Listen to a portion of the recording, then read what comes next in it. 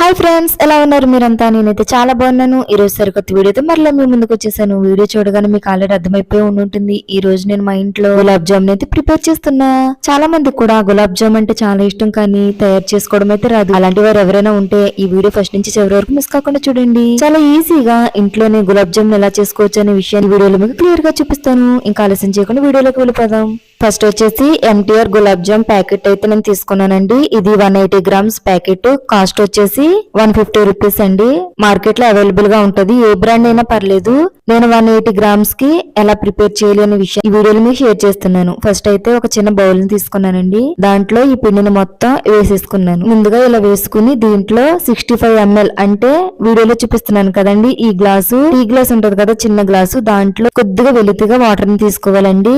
అలా తీసుకుని ఫస్ట్ అయితే దీంట్లో నేను వీడియోలో చూపిస్తున్నట్లు ఏ రకంగా అయితే కలుపుతున్నానో అలా కలుపుకోవాలండి. కొద్దిగా వాటర్ ని యాడ్ చేసుకుంటూ కరెక్ట్ గా నేను ఎంతైతే వాటర్ ని తీసుకున్నానో ఆ వాటర్ అయితే కరెక్ట్ గా సరిపోతుందండి. చూసారు కదా, ఇలా కలుపుకోవడం అయితే కొద్దిగా ఎక్కువ టైం పడుతుంది, ఎందుకంటే టెక్స్చర్ అనేది గట్టిగా ఉండాలండి.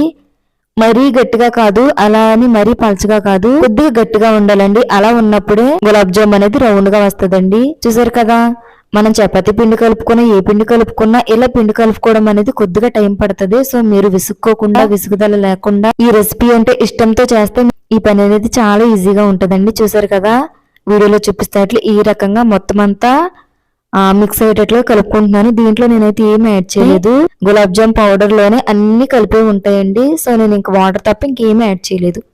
చూసారు కదా, వీడియోలో చూపిస్తున్నట్లు ఈ రకంగా వచ్చేంత వరకు నేను మొత్తం అంతా ఒకసారి మిక్స్ చేసి ఇలా వచ్చిన తర్వాత మూత పెట్టేసి ఒక 10 మినిట్స్ లేదంటే 20 మినిట్స్ అలా ఉంచుకోవాలండి. అప్పుడు వాటరు అదే విధంగా పిండి రెండు కూడా మిక్స్ అయ్యి ఉండలు అనేవి బాగా వస్తాయి. చూసారు కదండి, ఇప్పుడు 10 మినిట్స్ అయిపోయినాయి. 10 మినిట్స్ తర్వాత నేను మళ్ళా ఒకసారి మొత్తం ఇదంతా కూడా కలుపుతున్నాను. అలా కలిపిన తర్వాత ఇప్పుడు చిన్న చిన్న బౌల్స్ కింద తీసుకోవాలండి.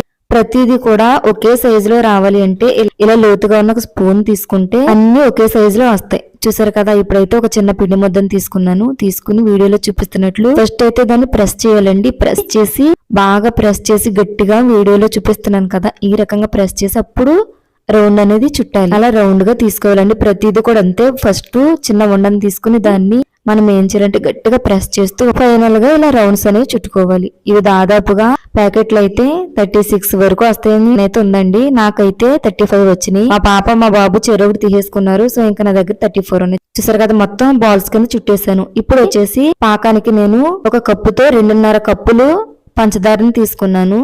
దాంట్లో 2.5 కప్పులకు 2.5 కప్పులు వాటర్ అయితే నేను యాడ్ చేసుకున్నాను.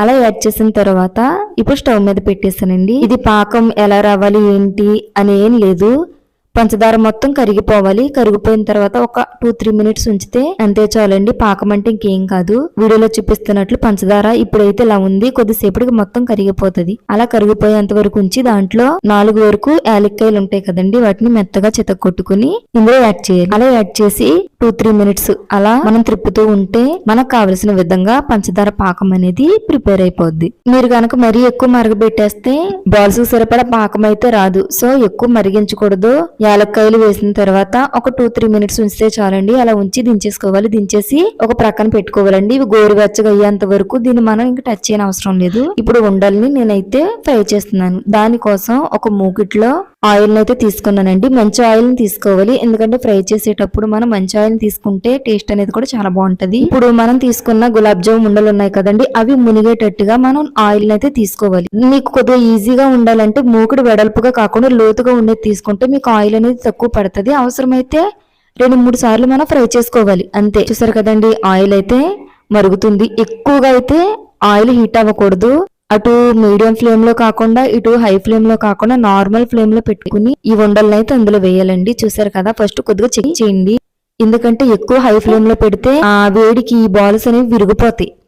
ఒకవేళ నార్మల్ గా పెడితే కింద అడుగుకి అంటుకుపోతాయండి. కాబట్టి కరెక్ట్ గా అటు హై ఫ్లేమ్ లో కాకుండా ఇటు లో ఫ్లేమ్ లో కాకుండా వేడి ఎక్కువగా కాకుండా మిడిల్ గా ఉన్న టైంలో ఇందులో బాల్స్ అనేవి యాడ్ చేసుకోవాలి. చూసారు కదా, ఇలా యాడ్ చేసుకున్న తర్వాత ఇలా తిప్పుతూ ఉంటే మీకు ఒక సైడ్ మాడి ఇంకొక సైడ్ నార్మల్ గా ఉండకుండా ఈ గులాబ్ జామున్లు ప్రతి వైపున కూడా బాగా ఫ్రై అయ్యి మనకి టేస్ట్ అయితే చాలా బాగుంటాయండి. చూసారు కదా, నేను ప్రతిదీ పర్ఫెక్ట్ గా చేశాను కాబట్టి ఉండలు అనేవి విరిగిపోలేదు. కొంతమంది ఆయిల్ అలా వేయగానే దేనికై సెపరేట్ అయిపోతాయండి, విడిపోతాయి మధ్యలోకి. మనం చేసే పని తక్కువైనా ఎక్కువైనా ఇష్టంతో చేసి పైగా మనం చేసే పని కరెక్ట్ గా చేస్తే తప్పనిసరిగా రిజల్ట్ అనేది చాలా బాగుంటదండి. చూసారు కదా, కొద్దిగా టైం అయితే పడుతుంది కానీ పర్ఫెక్ట్ గా వచ్చినాయి. వీడియోలో చూపిస్తున్నట్లు ఈ రకంగా మీకు మాడిపోయినట్టు అనిపిస్తాయండి, కానీ మాడవు. బాగా మెరూన్ కలర్ లోకి వచ్చేయాలి. అలా వచ్చేంత వరకు మీరు ఫ్రై చేసుకుని అప్పుడు తీసుకోవాలండి. మీరు మరీ అంతలా కాకుండా నార్మల్ గానే ఫ్రై చేశారు అంటే లోపల అయితే ఉడకదు.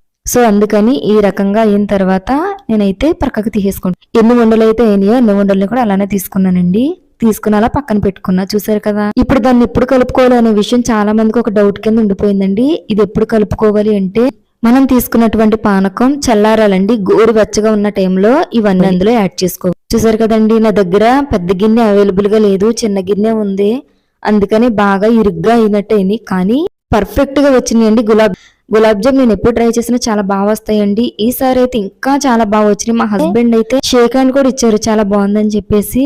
చూసారు కదండి, గులాబ్ జామ్ వచ్చేసి టేస్టీగా ఉండి అద్దరిపోయే. హోటల్ స్టైల్లో కూడా ఇంత బాగా ఉండవేమో, అంత టేస్టీగా వచ్చిందండి. కావాలంటే మీరు ఒకసారి ట్రై చేయండి. మా ఇంట్లో వరకు అయితే చాలా బాగా నచ్చింది. ఆల్రెడీ ప్రిపేర్ చేసి మా వారికి పెట్టడం కూడా జరిగింది. మా పిల్లలు కూడా తిన్నారు. చూసారు కదండి, గులాబ్ జామ్ రెసిపీ వచ్చేసి పక్కా కొలతలతో ఎలా చేయాలి ఏంటి అనే విషయాన్ని ప్రతిదీ కూడా మీతో షేర్ చేశాను. టేస్ట్ అయితే చాలా బాగుంది, చాలా అంటే చాలా బాగుంది. చూసారు కదండి, గులాబ్ జామ్ రెసిపీ వచ్చేసి ఇంట్లో ఏ రకంగా ప్రిపేర్ చేయాలి ప్రతిదీ కూడా ఈ విషయంలో మీతో షేర్ చేయడం జరిగింది. అంతే ఫ్రెండ్స్, ఈ వీడియో వచ్చేసి ఐ హోప్ ఈ వీడియో మీకు చాలా యూస్ఫుల్ అయిందనే నేను అనుకుంటున్నాను. ఒకవేళ ఈ వీడియో మీకు నచ్చితే లైక్ చేయండి, షేర్ చేయండి, తప్పకుండా మన ఛానల్ కూడా సబ్స్క్రైబ్ చేసుకోండి. Bye friends.